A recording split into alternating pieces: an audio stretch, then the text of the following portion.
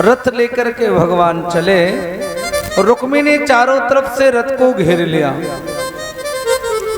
और इस रुक्मी ने कहा, अरे कृष्ण, ए कृष्ण, क्या तुम्हें पता नहीं है हमारे घर में ही आकर हमारी बहन को लेकर जा रहे हो?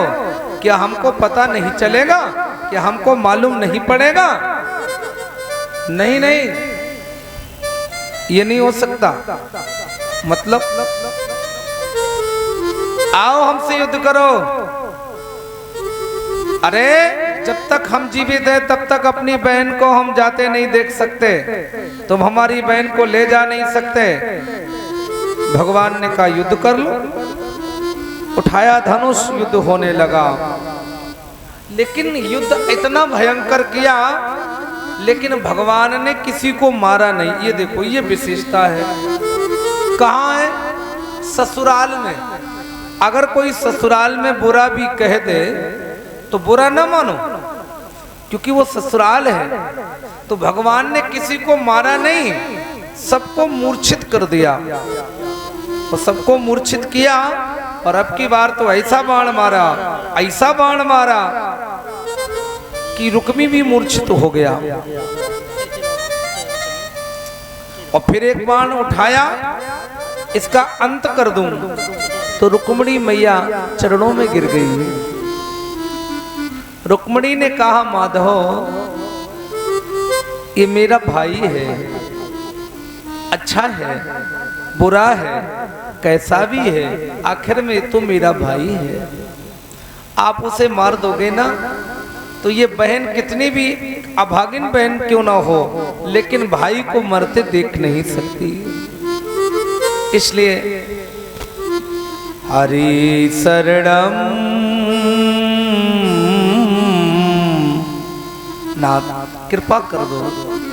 भगवान ने कहा, रुक्मिणी तुम कह रही हो तो हम तुम्हारे भाई को प्राण दान दे रहे हैं। रुक्मिणी के बार बार कथना अनुसार कहने पर आज रुक्मी को प्राण दान दिया भगवान माधव ने, भगवान बिहारी जी ने। और जब बिहारी जी ने प्राण दान किया और जैसे प्राण दान दिया तो वहां से चल देते हैं, द्वारका की ओर प्रस्थान होते हैं।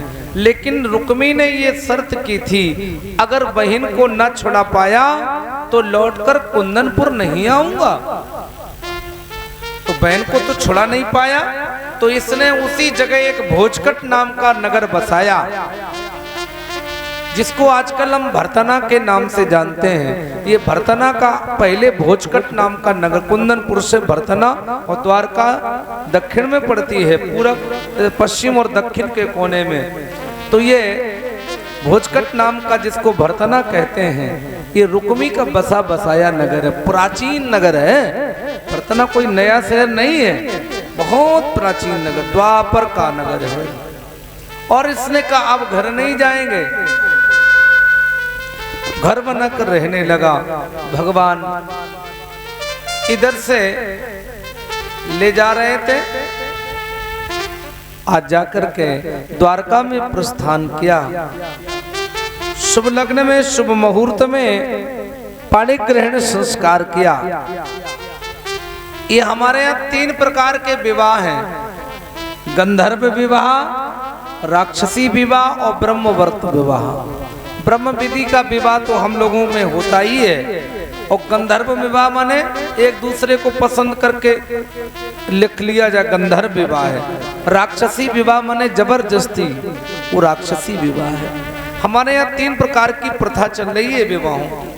तो भगवान ने गंधर्व विवाह किया, क्योंकि मैया जानती थी और मैया ने भी कह दिया था, अगर मैं विवाह करूंगी तो कन्हैया के साथ ही करूंगी। इसलिए बाबा ने लिख दिया था कि जेही कर जेई पर साथ स्नेहू, सोत ही मिले ये ना कछु सन देव, सोत ही मिले ये ना कछु सन देव, सोत ही मिले ना कछु सन देव। जय कर जय पर सत स्नेहो, जय कर जय पर सत स्नेहो, सोते मिले ना कछु सन देव, सोते मिले ना कछु सन देव।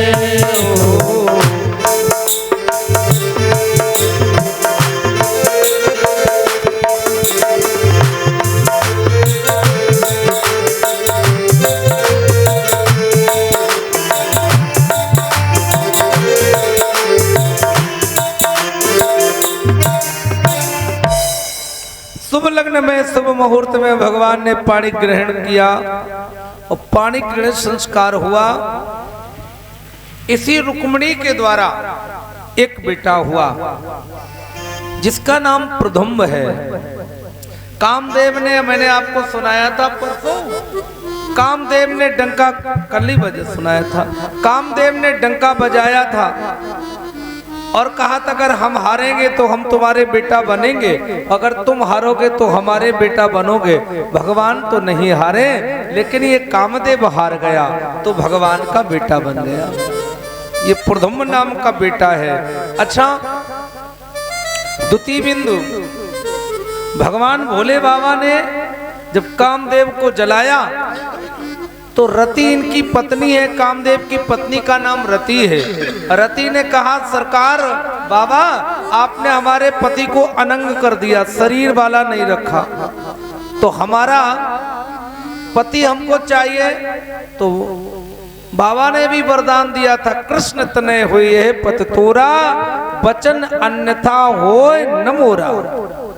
तो वही बात सिद्ध करने के लिए आज प्रधुम्न को जन्म दिया भगवान ने। कामदेव इनका बेटा है। अब एक विवाह हुआ, नांगजिति के साथ विवाह हुआ, कालिंद्री के साथ विवाह हुआ, लक्ष्मणा के साथ विवाह हुआ और सत्राजित एक राजा हुए। आशीद गिरगरो राजन सत्राजितम चा। सत्राजित नाम के एक राजा हुए और जो कृष्ण की द्वारका में रहते थे। और ये सत्राजित बड़े आदमी, इन्होंने भगवान सूर्य का जप किया और जब सूर्य भगवान का जप किया, तपस्या की, तो भगवान सूर्य नारायण प्रसन्न हो गए। भगवान सूर्य नारायण ने कहा कि वरम ब्रूहि, वरदान मांगो। तो इन्होंने कहा ऐसा कुछ दो जो जिससे मैं सवा मन नित्य सोना दान करूं। तो उन्होंने ये मणि दे दी। वो बोले इससे जो मांगोगे वो तुम्हें प्रदान करेगी। तो आज मणि थी, वो सोना भी देती थी और सोना के अलावा उसे गले में पहन लो तो प्रकाश भी देती थी। कहीं रख दो तो दीपक की जरूरत नहीं, प्रकाश ही प्रकाश होता था। दोनों काम करते वाली वो मणि। एक दिन सत्राजित ये मणि पहन करके सुधर्मा सभा में चला गया। वो जब सुधर्मा सभा में गया तो सभाकारों ने, सभासदों ने सत्राजित को एक प्रस्ताव किया। सत्राजित से निवेदन किया, सत्राजित तुम एक साधारण आदमी हो, एक तुम्हारे कंठ में मणि अच्छी नहीं लगती है, तो अगर हो सके तो ये मणि भगवान कृष्ण को दे दो, क्योंकि वो सर्वोपरि है, राजा है, महाराजा है। सत्राजित ने मन ही मन विचार किया कि तपस्या हमने की, भूखे प्यासे हम रहे और ये मणि सत्राजित को हम क्यों दे दें, कृष्ण को हम क्यों दे दें। सत्राजित ने ऐसा मन में भाव रखा और जब रखा तो महाराज श्री कहते हैं अब कुछ नहीं कहा, घर आ गए। धीरे धीरे समय चला तो एक दिन इनका एक भाई है जिसका नाम प्रसेनजित है, और वो प्रसेनजित एक दिन मणि लेकर के पहन कर घोड़े पर सवार हुए और जंगल में शिकार खेलने के लिए गया तो प्रसेनजित को एक शेर ने देखा। तो शेर ने प्रसेनजित और घोड़े दोनों को मार दिया और मणि ले ली। मणि लेकर जैसे ही भागा तो महाराज जामवंत ने देखा, जामवंत ने शेर को मार दिया, मणि ले ली और अपनी गुफा में मणि को रख दिया। और एक बेटी है जामवती, उसी मणि के प्रकाश में खेलती है, रहती है। और जामवती सो रहा है। कई दिन हुए, एक दिन सत्राजित ने अफवाह कर दी कि हमारे भाई को कृष्ण ने मरवाया, वो मणि ले गए। तो जब कृष्ण को ये पता चला तो कृष्ण को बड़ा बुरा लगा।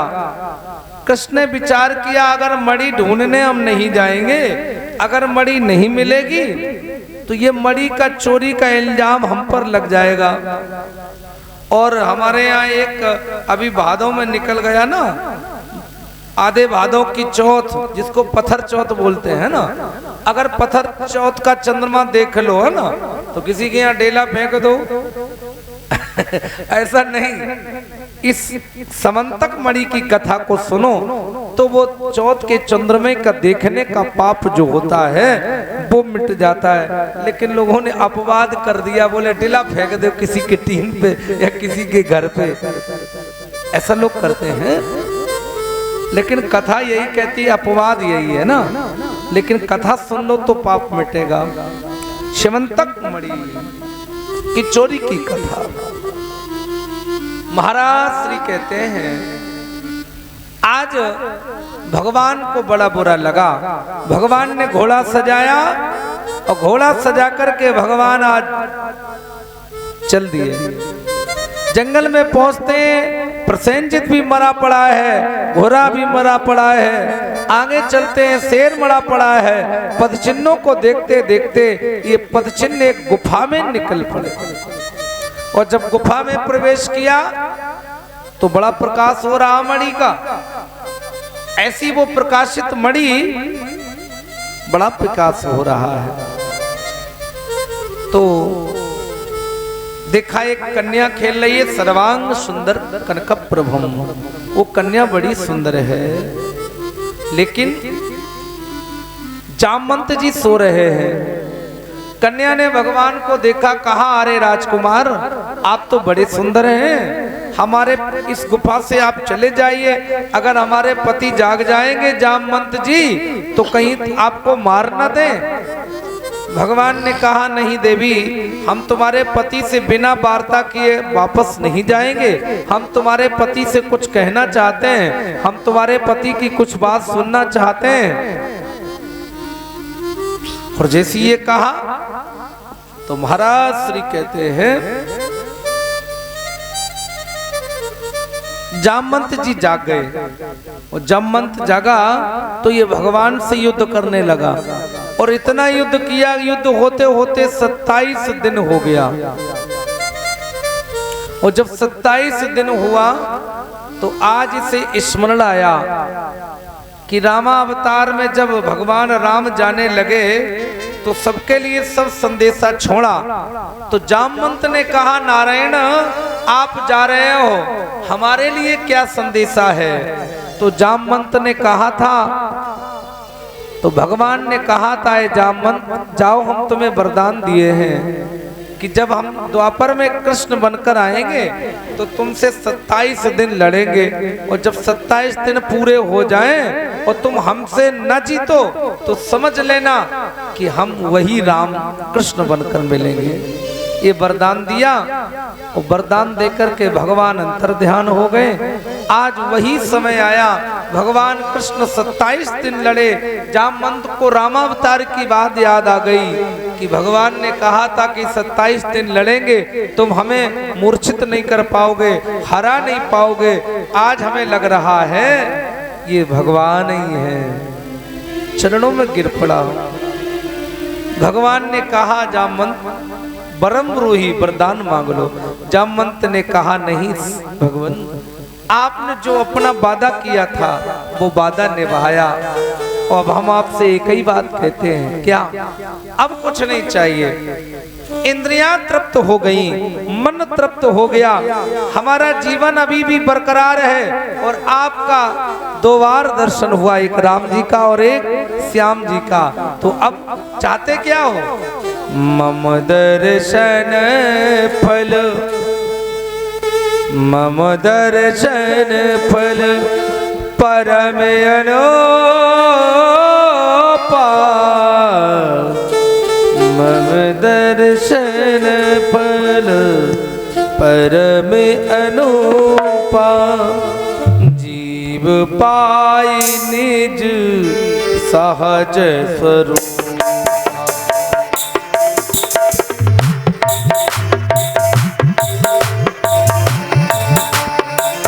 मम दर्शन फल परम अनुपा, मम दर्शन फल परम अनुपा, जिय पाए सहज स्वरूपा, जीव पाई निज सहज स्वरूपा, सहज स्वरूपा,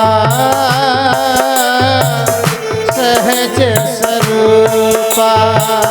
अब कछनाति न चाहिए मोरे, अब कछनाति न चाहिए मोरे, दीन दयाल अनुग्रह तोरे, दीन दयाल अनुग्रह तोरे, दीन दयाल अनुग्रह तोरे, दीन दयाल अनुग्रह तोरे, दीन दयाल अनुग्रह तोरे, दीन दयाल अनुग्रह तोरे।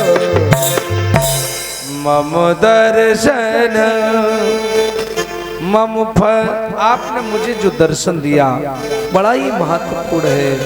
जीव पाई निज सहज स्वरूपा, तब दर्शन फल परम अनुपा, तब दर्शन फल परम अनुपा। आज मैंने आपका दर्शन पाया और अपने जीवन को मुक्त कर लिया, धन्य कर लिया। अब हम ये चाहते हैं, एक हमारे सर पर जिम्मेदारी है, क्या? हमारी बेटी विवाह को है ना। जब तक माता पिता हर जिम्मेदारियों से दूर नहीं हो जाते तब तक बहुत जिम्मेदारी है। इसका मतलब है हमारे जीवन में बच्चों की पढ़ाना, खिलाना, कब तक? जब तक विवाह न हो जाए तब तक हमारी पूरी जिम्मेदारी है। इसके बाद हमारी कोई जिम्मेदारी नहीं है। भूखे रहे तो कमाए और ना कमाए तो भूखे रहे, फिर हमारी कोई जिम्मेदारी नहीं। जब तक विवाह नहीं है तब तक बेटी की भी जिम्मेदारी और बेटा की भी जिम्मेदारी। हमारे सर पर एक जिम्मेदारी है, हमारी बेटी विवाह को है ना, और इसे आपसे सुंदर कोई वर नहीं मिलेगा। इसलिए महाराज हमारी जामवंती को आप ग्रहण कर लीजिए। भगवान ने कहा तो जैसी इच्छा है, तो आज जामवंत ने जामवंती का विवाह भगवान के साथ कर दिया। और जब किया तो दहेज तो कुछ था नहीं, तो मणि ली और दहेज में दे दी। और मणि दहेज में दे दी, और मणि जब दहेज में दे दी तो भगवान लेकर आए, सत्राजित को लौटा दी। लो सत्राजित, तुमने इल्जाम लगाया था, चोरी लगाई थी कि कृष्ण ने मेरी मणि को चुराया है, लेकिन मैंने कहा था मैंने ऐसा नहीं किया है, इसलिए ये मणि जामवंत के पास से मैं ला रहा हूं और ये लो अपनी मणि। सत्राजित ने विचार किया कि जब जामवंत जैसा जीव ने अपनी बेटी भगवान को ब्याह दी और दहेज में मणि दे दी, तो हम तो एक होशियार मानव हैं, बुद्धिमान मानव हैं।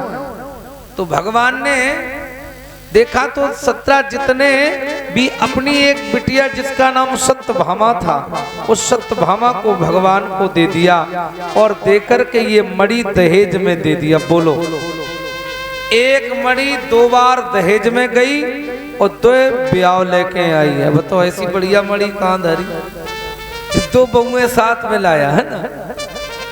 अब भगवान के इस प्रकार अष्टधा 8 विवाह हुआ, और जब 8 विवाह हुआ तो आगे श्री सुखदेव जी कहते हैं, राजन, एक राजा हुआ भौमासुर नाम का, अनाचारी है, दुराचारी है।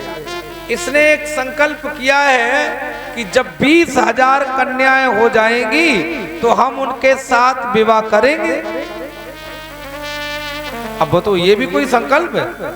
लेकिन हमारे दुनिया में बड़े बड़े आदमी पढ़े, बोले एक ब्याह नहीं। एक बार हमसे एक लड़का बोला, क्यों महाराज, कृष्ण कन्हैया ने 16,108 ब्याह करे, अगर हम 2-3 कर लें तो कछु का गड़बड़ी है। हमने की नहीं, सही बात है, भगवान ने 16,108 करे तो कम से कम 8,000 तो करो ही, कम से कम आधे तो कर ही ले। बोला क्या दिक्कत है? हमने की दिक्कत तो कुछ भी नहीं है, लेकिन एक थोड़ी बात कहना चाहते हैं। बोले पूछो। हमने कहा ये बताओ, 16,108 विवाह हुए, लेकिन भगवान के घर में कभी खड़बड़ नहीं हुई कभी कोई कमी रही? बोले सो तो ना भाई।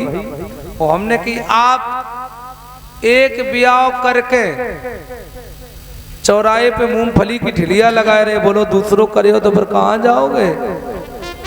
एक का भरण पोषण कर नहीं पा रहे हैं और दूसरे का नाम ले रहे हैं, तो क्या ये हो सकता है? कदापि नहीं, कभी नहीं।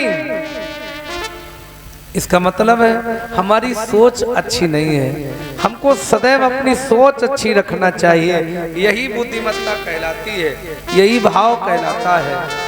तो महाराज श्री कहते हैं, आज इसने कहा 20,000 कन्याएं एक साथ विवाह करेंगे, 16,100 ये कन्याएं इकट्ठी कर ली।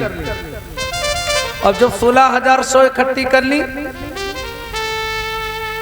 तो एक दिन उन कन्याओं ने एक पत्र लिखा भगवान को, और जब भगवान के पास द्वारका में पत्र गया तो भगवान ने सत्यभामा को लिया, क्योंकि ये भौमासुर पृथ्वी का बेटा है और सत्यभामा पृथ्वी का अवतार है।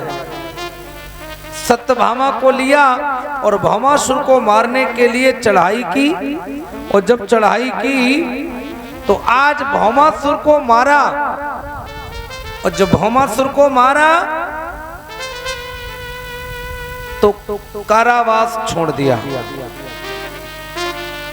और जब भौमासुर को मारा तो कारावास छोड़ दिया, और जब कारावास छोड़ा तो महाराज श्री कहते सुनो, उन कन्याओं से कहा है, कन्याओं ऐ देवियों, तुम सब अपने अपने घर जाओ, तुम सब अपने अपने घर जाओ।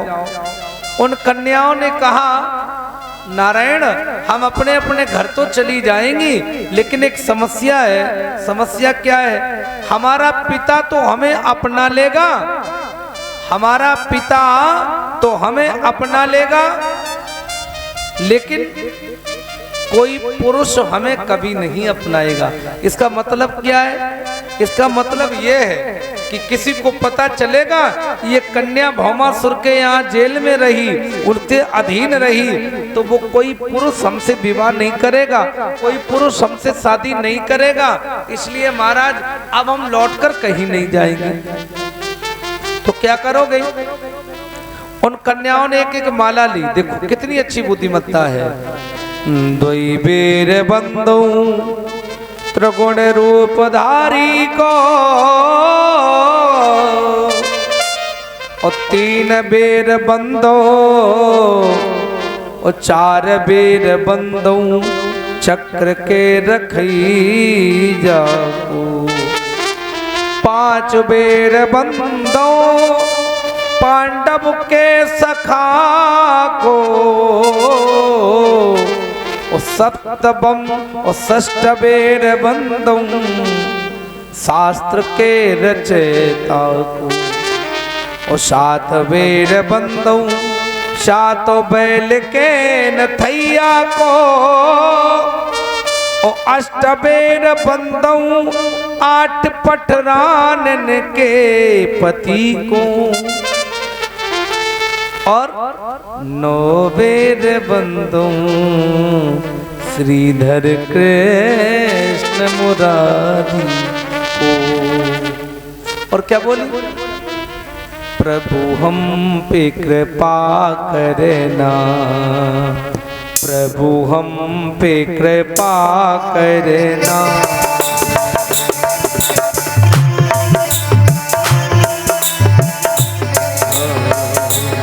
प्रभु हम पे कृपा करना, प्रभु हम पे कृपा करना, प्रभु हम पे कृपा करना,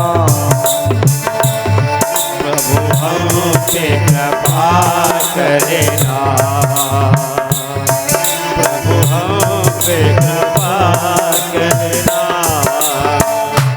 प्रभु हम पे दया करना, प्रभु हम पे दया करना,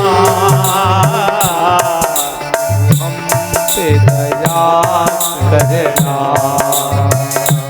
प्रभु हम पे कृपा करना, प्रभु हम पे दया करना, प्रभु हम पे दया करना।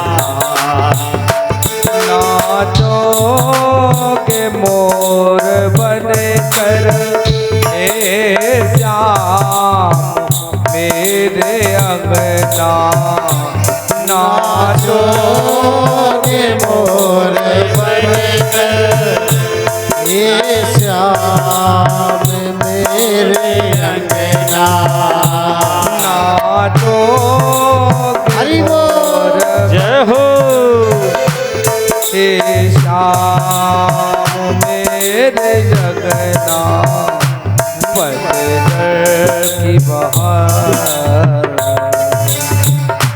प्रभु हम पे कृपा करना, प्रभु हम पे दया करना, प्रभु हम पे कृपा करना, प्रभु हम पे कृपा करना, प्रभु हम पे दया करना।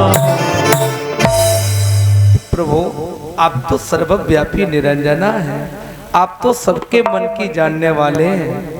और अब हम कहीं नहीं जाएंगे, सब कन्याओं ने एक एक माला ली और एक एक माला लेकर के भगवान के गले में डाल दी। और जैसे ही भगवान के गले में माला डाली तो अब जयमाला हो गई। अब जब जयमाला हो गई तो ब्याह तो पक्का ही है। भगवान ने कहा, अरे देवियों, अगर तुम अपना मान रही हो तो कोई बात नहीं है, चलो हमारे साथ। सब 16,100 कन्याओं को लिया। ये वेदों की ऋचाएं हैं जो भौमासुर पापी ने कैद कर रखी थी।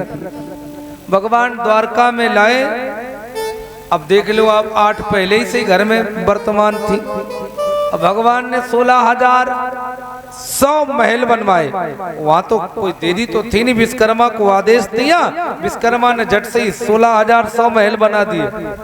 और जब महल बना दिए तो सबको एक एक महल में रख दिया और कहा अब आराम से रहो, कोई समस्या नहीं। अच्छा, एक आपको समझ में नहीं आया। 16,100 कन्याओं से विवाह किया तो इसका मतलब क्या है? भगवान 16,108 ही स्वरूप धारण करते थे। हर किसी के यहाँ जाते थे, रहते थे, खाते थे, क्योंकि सर्वव्यापी निरंजना, वो तो परमात्मा घट घट में व्यापक है। वो तो परमात्मा हर जगह रहने वाला है। बस उसको देखिए तो सही। जानिए तो सही। अब सब विवाह हो गया, अब जब ब्याह होएगा तो फिर लड़का बच्चा तो होने निश्चित ही है। अरे साहब इतने लड़का बच्चा, तासाम दश पुत्राणाम, भागवतकार लिखते हैं क्या, तासाम दश पुत्राणाम, तासाम दश पुत्राणाम, तासाम दश पुत्राणाम, एक एक रानी के 10-10 लड़का, एक एक बिटिया। अब आप समझ लो, उन सब लड़कन के 10-10 लड़का, उन सबके 10-10 लड़का, उन सबके 10-10 लड़का, एक एक बिटिया, उन सबके 10-10, तासाम दश पुत्राणाम, तासाम दश पुत्राणाम, तासाम दश पुत्राणाम, तासाम दश पुत्राणाम, तासाम दश पुत्राणाम, एक एक लड़का के 10-10 लड़का। इस प्रकार भगवान के 1,61,08,15 लड़का और नाती भई। समझ लो। अब आप बोलोगे कि पंडित जी बताओ इतनी झूठी कह रहे, क्योंकि भागवत में झूठा कुछ लिखा ही नहीं है। अब जाके 16,108 जनी हुए तो फिर लड़का तो स्वाभाविक ही है। एक घर में एक पत्नी से 10-12 भाई, 15 भाई, मैंने कई घरों में देखे। तो इतना बड़ा परिवार। अच्छा ये समझ लीजिए, और मैं आपको और बता दूं, अच्छा हम लोग जितने दुनिया में रह रहे हैं, अच्छा हम लोग यहाँ जितने बैठे हो, तो बोलो किसके बेटा है, किसकी बेटी है? हम भगवान के ही बेटा और बेटी हैं। बोलो है ना, भगवान कोई तो अच्छा आप कहोगे नहीं मानते, तो फिर संज्ञा को क्यों बोलते हो कि तुम ही हो माता पिता तुम ही हो। चलो अगर आप नहीं मानते हो तो फिर ये ना बोलो कि आप मेरी माता हो, आप मेरी पिता हो। बोलते हो जन्म देने वाली माँ तो है, लेकिन सबका मालिक तो एक है, सबका परमात्मा, सबका पिता तो एक है। तो इसका मतलब हम दुनिया में जितने लोग हैं सब भगवान के ही बेटा बेटी हैं। तो कभी कथा यार भगवान पर दिमाग न लगाओ, संदेह मत करो। क्यों? इसलिए ना करो में कथा सुंदर करतारी,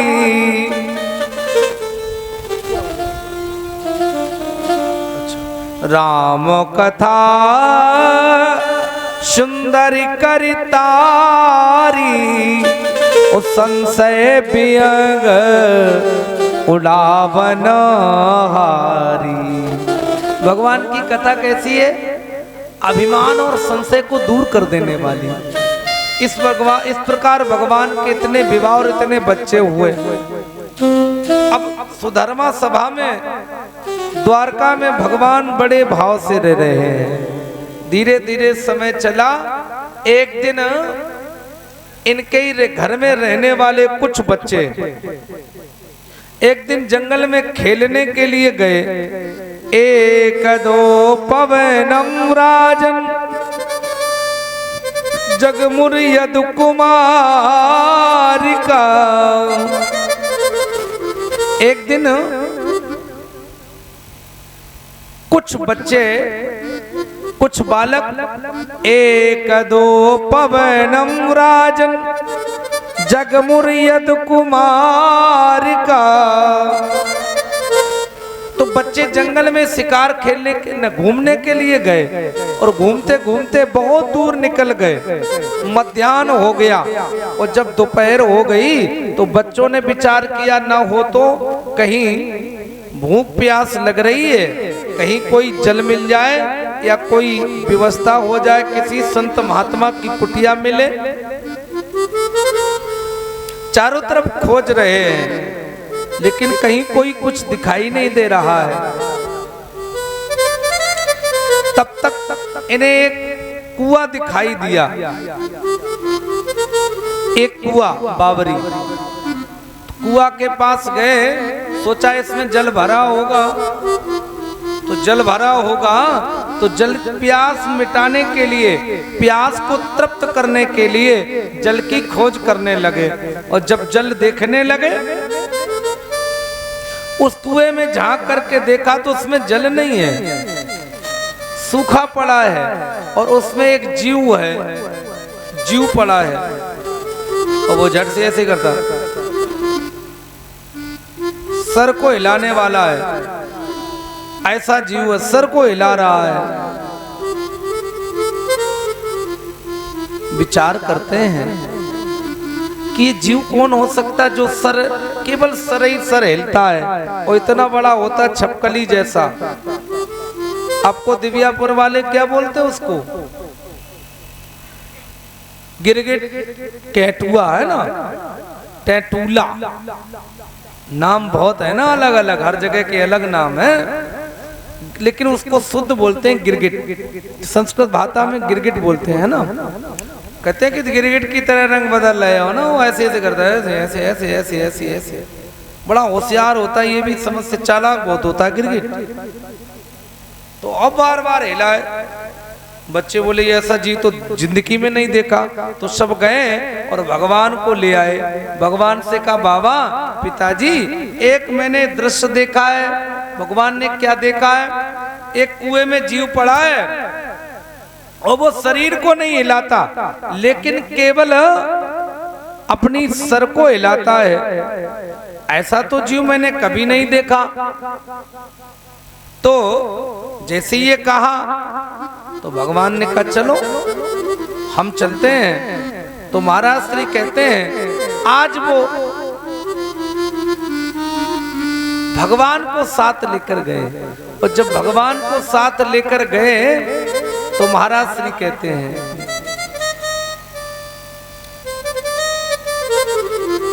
और जैसे लेकर गए तो भगवान ने देखा वास्तव में जीव तो अद्भुत है, जो सर को हिला रहा है, सर हिल रहा है और शरीर नहीं हिल रहा है। तो काम करिए, क्या एक सीख डाली, और जैसी सीख डाली तो उस सीख के द्वारा उस जीव को ऊपर निकाला, और जैसे ऊपर निकाला है तो भगवान का स्पर्श पाया, और जैसे ही भगवान का स्पर्श पाया तो वैसे ही वो जीव मानव हो गया, मनुष्य बन गया। और जब मनुष्य बना तो भगवान ने प्रश्न कर दिया कस्तुम, अरे भैया आप कौन है, आपका परिचय क्या है? तो उसने कहा, परिचय कहा, भैया आप मुझे नहीं जानते ना। बोले हमें तो सारी दुनिया जानती है। वो कैसे जानती है? अरे बोले सब जानते हैं। अरे आप कैसे नहीं जानते? भगवान बोले भैया जब हमने आपको कभी देखा ही नहीं है, सुना ही नहीं, तो हम आपको भला कैसे जाने? इसमें भी तो पहचान होनी चाहिए। अभी आप हमको नहीं जानते तो आपको हम क्या जाने? और जब तक जानते नहीं रोज मिलते रहो, लेकिन बात नहीं होती है। बात तो वही है, मिलते तो रोज हैं लेकिन कभी बात नहीं होती। बात तो वही है, मिलना अलग है लेकिन बात होना अलग। बात उसी से होती जिससे परिचय होता है। नहीं समझे? अरे क्यों नहीं जानते? नहीं समझे? पर समझो, एक नंबरदार रहे, खूब बड़े पैसे वाले, उनका लड़का बड़ा हुआ तो विवाह योग हो गया। तो लड़का जब विवाह लायक हो जाए तो बिटिया वाले तो आते ही ये संबंध लेकर। तो बिटिया वाले रोज आए ब्याह वाले, तो पूछे कि नंबरदार आपका लड़का क्या करे? तो भी कहते अरे लड़का हमारा इतना बड़ा आदमी है, इतना बड़ा कि सब पीछे बैठे बाके। तो लड़की के विवाह पिता ने पूछा कि क्या करता है, क्या दरोगा है? बोले दरोगा भी पीछे बैठते। तो उसने कहा क्या डीएम है? अरे बोलो डीएम भी पीछे बैठे। बड़ा चक्कर मार। बोले तो फिर क्या विधायक? अरे बोले विधायक भी पीछे बैठे। तो क्या सांसद? बोले सांसद भी पीछे बैठे। तो उसने कहा क्या मुख्यमंत्री है? अरे बोले वो अभी पीछे बैठे। तो लड़की का विवाह जो करने आया था पिता, उसने कहा अब हम विवाह तो नहीं करेंगे लेकिन एक प्रश्न करेंगे। बोले क्या? बोले हमें पहले बताए दो कि तुम्हारा लड़का आखिर में है क्या, जो सब पीछे ही बैठे। नंबरदार बोले तुम्हें इतना भी ज्ञान नहीं है? बोले ना। बोले हमारा लड़का क्या करता है? बोले पता नहीं। बोले ना। बोले दिबियापुर चौराहे पे रिक्शा चलाता है और क्या करता है? रिक्शा में सब पीछे ही बैठे है ना, सब पीछे ही बैठे। ऐसी कंप झाड़े में लगू। तो ये भी कह रहा आप मुझे नहीं जानते? अरे पूरी सारा संसार मुझे जाता है सब। भगवान बोले भले आदमी नाम तो बता दो, नाम क्या है? नृगो नामि नरेंद्र। कितना बढ़िया भागवतकार ने लिखा। क्या लिखा? नृगो नामि नरेंद्र इक्ष्वाको तनया प्रभो ध्यानि विख्यासि दानेषु विख्यासि दानेषु। मेरा नाम नृग है। जब किसी दानियों का नाम लिया जाता है तो आदर और सम्मान से सबसे पहले मेरा नाम लिया जाता है। नृगो नामि नरेंद्र, सबसे पहले मेरा नाम, क्योंकि मुझसे बड़ा कोई दानी नहीं है। आकाश के तारे गिने जा सकते, पृथ्वी के कण गिने जा सकते, मेरे द्वारा की हुई गायें दान नहीं की जा सकती, नहीं गिनी जा सकती। भगवान बोले कि जब तुमने इतना बड़ा दान किया तब तुम परमेश्वर गिरगिट बने, मानव नहीं बने। बोले ये हमारा दुर्भाग्य है कि हम गिरगिट क्यों बने। मतलब क्या है? भगवान बोले कि इसका मतलब है तुमने दान अच्छा नहीं किया है ना, दान की व्याख्या अच्छी नहीं की, दान अच्छा नहीं किया। बोले बहुत अच्छा किया। बोले कैसे? बोले सुनो, पयश्वनी। और गाय कैसी दान की है? गाँव की महिमा बड़ी अद्भुत है। पयश्वनी तरणी रूपशीलो गुड़ोपि वर्णा गुड़ोपि पन्ना कथा है मसरंगी। क्या कहा? गुड़ोपि पन्ना कथा है मसरंगी। भगवान ने कहा तुमने गाय अच्छी नहीं की है। बोले बहुत अच्छी की है। पयस्वनी तरणी रूपशीलो, जवान गाय, दूध देने वाली गाय, चद्दर उड़ाई, खुरों को चांदी से मड़वाया और सींगों को सोने से मड़वाया, बाल्टी सहित हजारों, असंख्यों, अरबों, खरबों, असंख्यों गाय दान की, जिसकी गिनती नहीं है।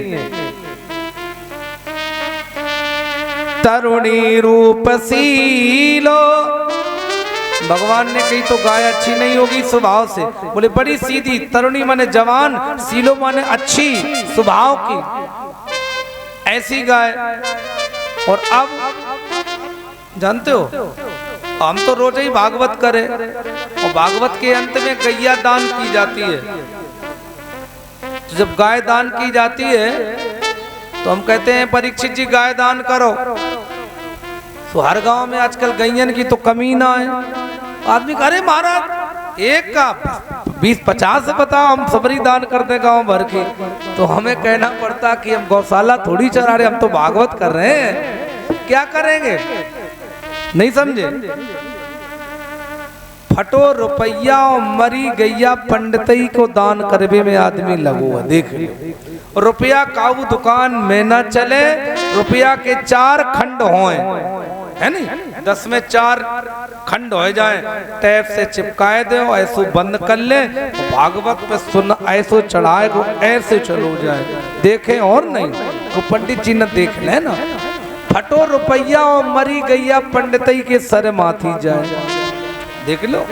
हमसे पूछो साल भर में इतने रुपया इकट्ठे हो भी काम के नहीं है, तब नार में डालने पर किने दे दे ऐसे टुकड़ा। अरे साहब बीनने में बड़ी समस्या है। और गैया कहूँ ना आए, काऊ काम है ना आया, बताओ पंडित जी को दे दो। इसलिए ना दान अच्छा हो, एक करो, आधी करो। आदि का मतलब क्या है? हमारे यहाँ नियम भी है कि अगर सचमुच की गाय दान नहीं कर सकते हो तो किसी धातु की गाय बनाकर दान कर दो, क्योंकि इसमें एक नियम होता गौदान का। चांदी की, स्वर्ण की, तांबा की, जैसी भी प्राप्त हो।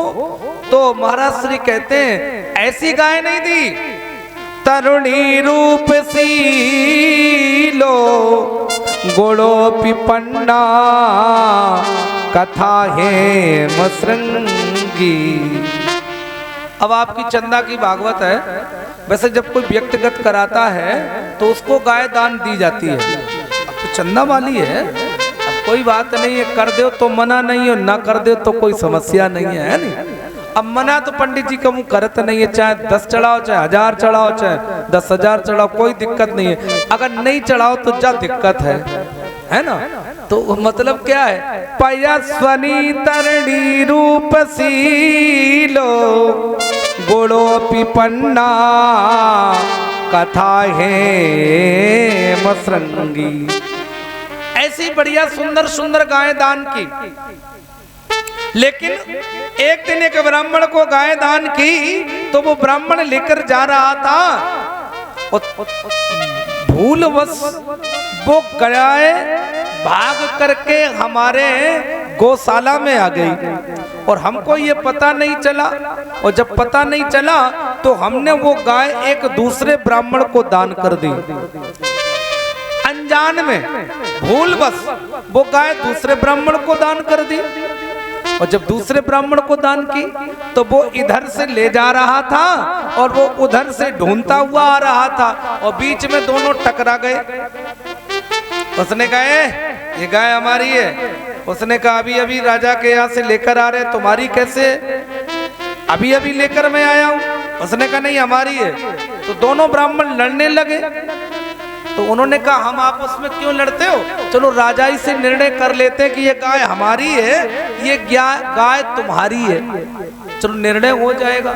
तो दोनों राजा के पास आए। राजा से पूछा राजन ये गाय हमारी है? थी तो हाँ जी, सर हिला दिया। दूसरे ब्राह्मण ने कहा ये गाय हमारी है, तो फिर सर हिला दिया जी। दूसरे ने कहा ये गाय हमको दीजिए, उसने कहा हमको दीजिए। दी तो दोनों को है, गाय तो दोनों की है, भूलवश ऐसा हो गया। अब जवाब नहीं दे रहे, निर्णय नहीं कर पा रहे। तो ब्राह्मणों को क्रोध आया, कमंडल से जल लिया और मार दिया। और क्या कहा? गिरगिट हो जाओ अरे नीच। ए मूर्ख राजा, जा मैं तुझे श्राप दे रहा हूं कि तू गिरगिट हो जा। गिरगिट हो जाओ अरे नीच, ऋषियों की हंसी उड़ाते हो। गिरगिट हो जाओ अरे नीच, ऋषियों की हंसी उड़ाते हो। गिरगिट हो जाओ अरे नीच, गिरगिट हो जाओ अरे नीच, ऋषियों की हंसी उड़ाते हो। जो अपनी करनी आपने अब क्यों रोते चिल्लाते हो। जो अपनी करनी आपने रोते अब चिल्लाते हो।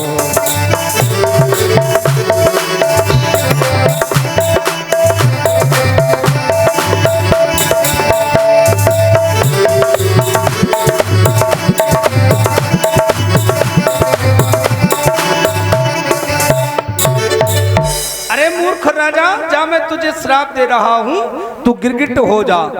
और जैसे ये श्राप दिया सारा नशा हिरण हो गया।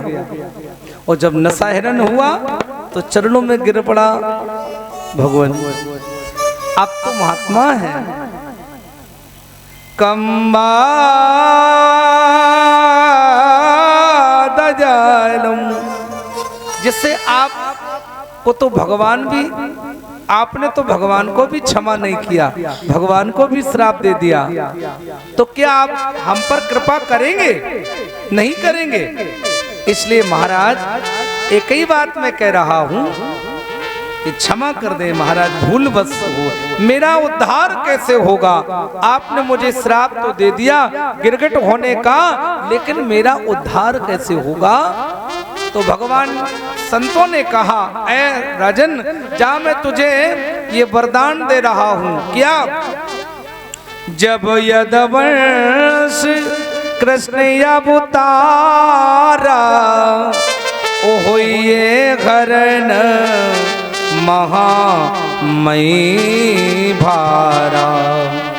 और जब भगवान कन्हैया इस जब दुनिया में आएंगे और जब द्वापर में आएंगे, तो उनका स्पर्श पाते ही तुम इस भवसागर से पार हो जाओगे। उनके स्पर्श मात्र से ही तुम्हारा उद्धार हो जाएगा। ये भगवान ने वरदान दिया, संतों ने वरदान दिया, और उसी दिन की प्रतीक्षा करते करते इस कुएं में पड़ा हूं, युग युग बदल गया। और प्रभु आज आपका दर्शन हुआ और आपका स्पर्श हुआ, अब मैं इस गिरगिट योनि से धन्य हो गया हूं। इक्ष्वाकु जन्म में मेरा जन्म है, मेरा नाम नृग है। भगवान ने कहा, अरे नृग, ये संतों की वाणी सिद्ध हुई, जाओ तुम्हें हम मुक्त करते हैं। आज भगवान ने गिरगिट